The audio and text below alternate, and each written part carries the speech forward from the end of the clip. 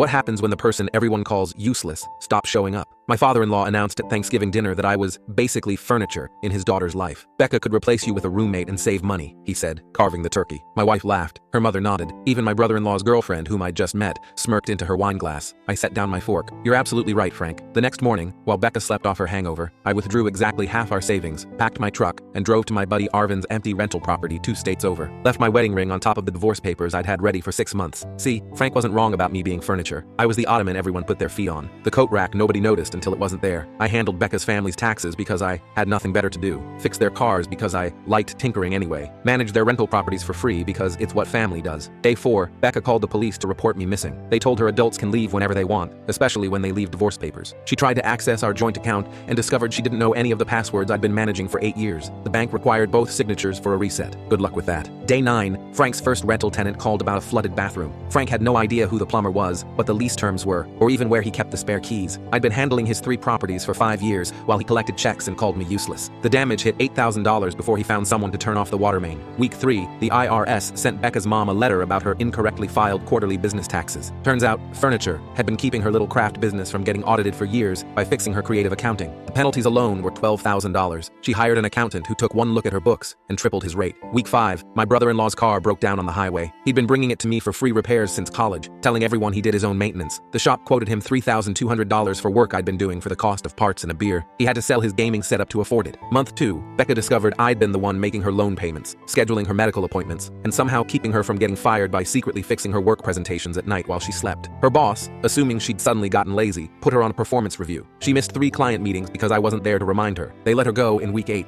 Frank's empire crumbled fastest. His tenants started calling him directly about every minor issue. The city fined him for 6 code violations I'd been quietly handling. His property taxes were wrong because he didn't know about the exemptions I'd been filing. By month 3, he was underwater on all 3 properties and begging the bank for extensions. Meanwhile, I was learning woodworking at the local makerspace, dating a woman named Carmen, who thanked me for cooking dinner, starting a property management company with Arvin that actually paid me for my expertise, sleeping through entire nights without someone shaking me awake to find their phone that was right there on the nightstand. Becca found me through my new LLC filing, sent a long text about how her family finally understood my value. Frank couldn't stop talking about needing me back, how she'd gone to therapy and realized she'd been treating me like staff, not a spouse, how her mother had actually cried when she calculated how much free work I'd done over the years, roughly $200,000 if they'd hired professionals. I texted back a photo of my new business card, not furniture, property management and consulting. Minimum contract, $5,000 per month. Frank called immediately, started yelling about family and obligation and how dare I charge them. I let him rant for 30 seconds, then said, "Sorry, Frank, this furniture's been reupholstered. It doesn't come free anymore." He's left 19 voicemails since then, each one more desperate than the last. The latest one, he actually used the word please. Carmen says I should frame it. I'm thinking about it.